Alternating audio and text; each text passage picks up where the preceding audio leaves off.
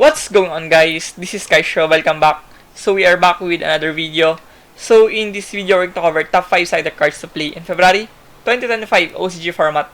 So we are going to discuss what are the top 5 best cards that you can play in your side decking game and to counter the best decks available in this meta. So without further ado, let's start. So moving on our top 5, we do have Mulcharmy meowls. So the most recent Mulcharmy card would be the meowls, and it was heavily used to answer the best decks available like Malice or Orcus in this metagame. And moving on towards the description of meowls. So meowls would be your best buddy against Malice. I cannot really think of a better card that would give you draw power and advantages when facing Malice other than meowls. So it is very impactful against the matchup against Malice, and potentially decent against Orcus and other banishing pile decks. So you name them all, Orcus, other banished decks that could summon from the banish or graveyard would be losing towards the meowl. It gives you so much advantages against those decks and also aids your draw power on complements or complements other draw power cards. So when you pair it with Maxi and other Mulcharmy cards, you get to draw a ton. Like Flawless with meowls, it's pretty much game over against Malice or other banishing pile decks. So it is very pivotal to play meowls on our side deck just to have a benefit for countering the Malice, which is very much played in this meta. And moving on towards the deck that can be toppled with meowls would be Malice, none other than Malice. Of course, we are playing meowls to counter the Malice problem. So moving on towards our top 4, we do have the Nibiru, the primal being. So a very much played card on the side deck for a very long time already. Since the beginning of the Nibiru introduction in the OCG, it is played for a large period of time already, and people are still not discarding the fact that Nibiru can stop the opponents from playing the game and eradicating their special summon methods. So I think Nibiru would be a top 4 solid bona fide slot here on our side deck. So moving on towards the description of Nibiru.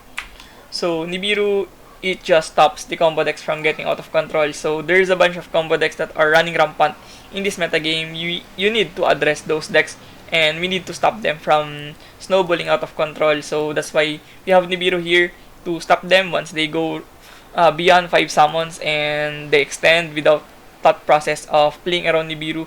You can pretty much punish them. And also a very strong card to deplete your opponent's resources. So once they have committed all of their monsters, all of their extra deck monsters, and their resources towards their special summon combo, so you can pretty much deplete all of those stuff with just one card. So you get so much value from one card, and you trade so much cards for just one Nibiru on your hand. So it's just so devastating once you can pull it off on the proper timing and the right scenario. And also rogue decks aren't safe from the rock. So a lot of rogue decks are still going to lose against Nibiru. Decks like Solemn, for example, Sword Soul Tenyi, Heroes. A lot of those decks are pretty much played all over Asia, and you're going to punish them with the rock, the Nibiru. And a bonus one would be Nibiru was represented for the QCAC or Quarter Century Alternate Art Collection, and you can get it for a very budget price point on this post-Alin or post-QCAC format.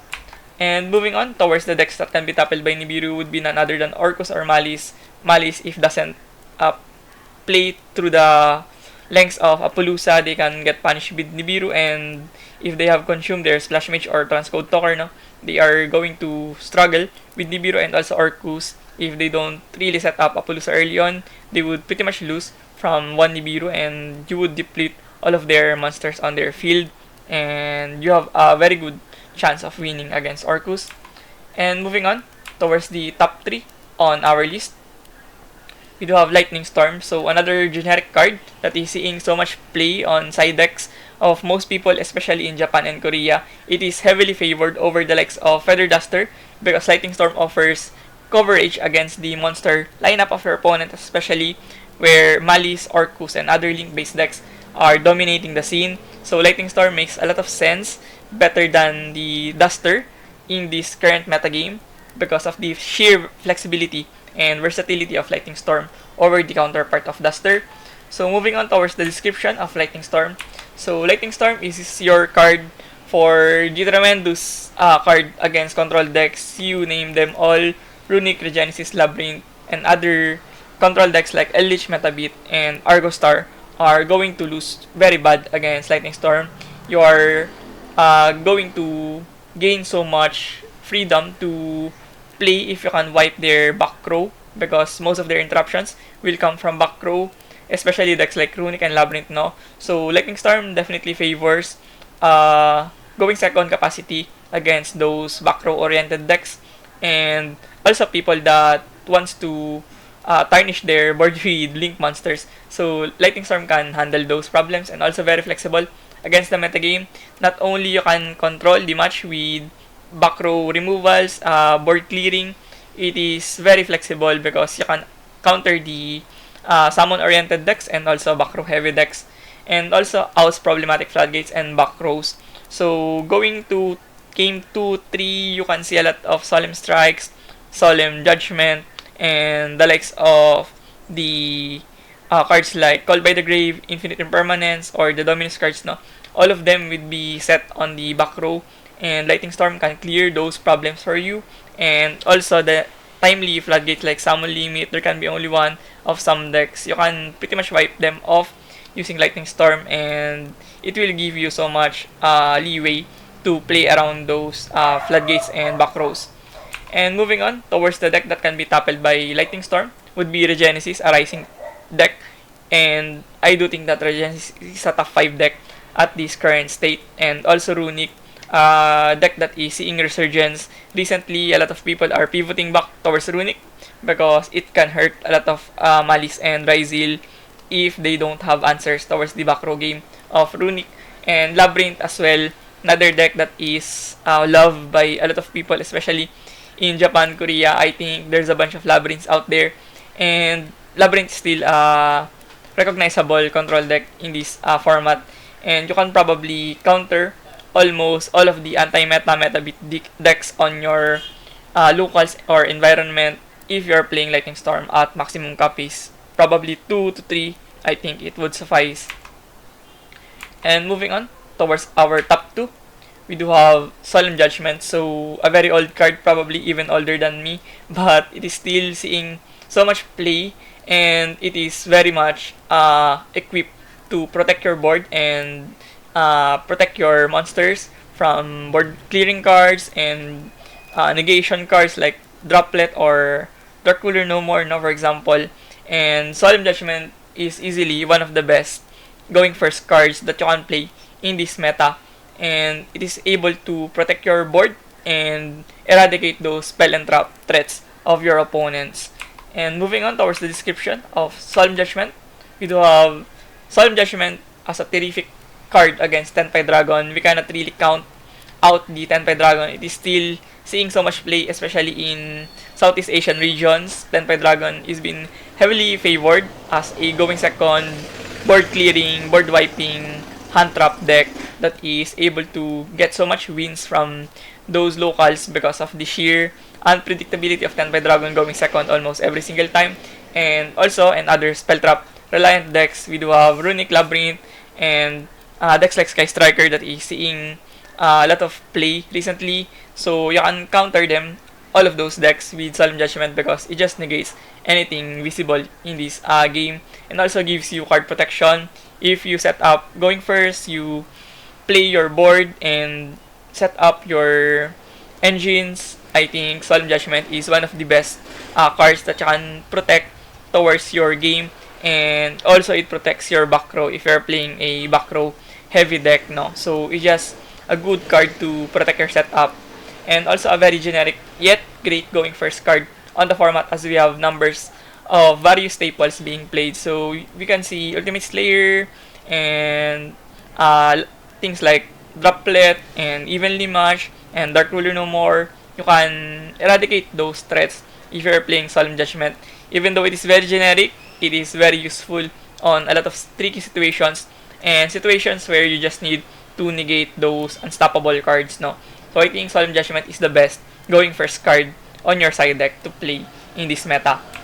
And moving on towards the deck that can be toppled by Solemn Judgment, we do have Regenesis, because Regenesis plays a ton of going second cards on their deck. Sometimes Lightning Storm, Ultimate Slayer, and stuff like the Evenly Match, no? And probably Regeki. And it is also important to stop their Nadir Servant to eradicate their board with dumping Nadir or something like threatening your board and getting their Ecclesia, no? I think it could stop them from getting advantages from Nadir. And also Tenpai Dragon, barrage of interruptions from Tenpai Dragon and board clearing cards like Lightning Storm on their deck, Forbidden Droplet, all of those stuff are really present on Tenpai Dragon, even Red Reboot. So you can really hurt the Tenpai Dragon going second game if you are playing Solemn Judgment. And moving on towards our top 1 on our list would be Artifact Lancea. I mean, it doesn't surprise you guys. I think a lot of you knows already what is going to be the top 1 on our list. Would be none other than Artifact Lancea, just how good this card can be in this meta, just to respect the Malice matchup. Because if you don't respect the Malice, you're getting blown out with their sheer gas and consistency and overall board presence now, with just so much interruptions on their field, and you just need to stop them from playing the game with Artifact Lancea. So moving on towards the description of Artifact Lancea, it is a silver bullet against Malice. So the reason why Lancea is heavily played in this meta would be the answer against the Malice. You just need to have one card that can stop the simulation of Malice, and it is the silver bullet against decks like Malice. And it is the perfect card to answer that matchup.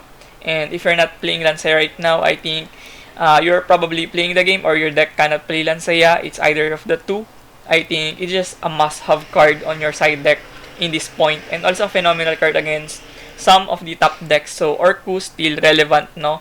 We just need to stop them from banishing their Nightmare cards or Orcus cards on their graveyard, and also Runic that is seeing a lot of play in bigger regions, and smaller regions already are adopting the presence of Runic. So you can also cancel their banishing mechanic with this Lancea and protect your deck from getting decked out, and also can catch rogue decks off guard.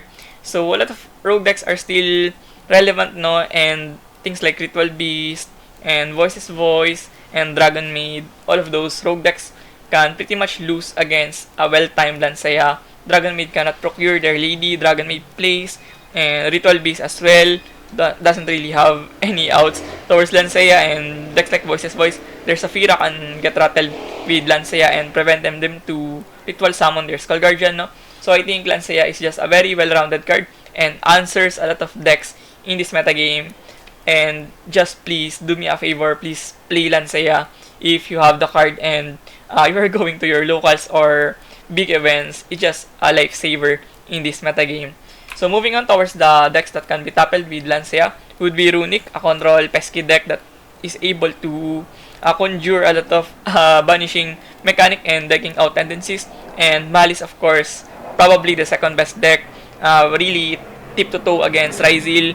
You can pretty much select either Malice or Ryzeal as your best deck. It doesn't matter. Both are really strong right now, and we just need to respect the Malice matchup. And also Orcus, I think Orcus is very much played on smaller regions and budget regions where people doesn't really want to spend too much money on the game playing Twice Primite or Ryzeal Malice. No, those decks are really hefty, very pricey, so they often go with Orcus because the deck and core is very cheap, and some engines as well like Finsmith and Horus are pretty much budget. So you are going to have a very good time against Orcus and those budget players when you are playing Lancea. So yeah, that sums up our top 5 best side deck cards to play in February 2025 OCG format. So if you found this video informative and helpful, please consider subscribing. It definitely motivates me a lot to keep providing this content for you guys. So once again, thank you for watching. See you on the next one. Peace.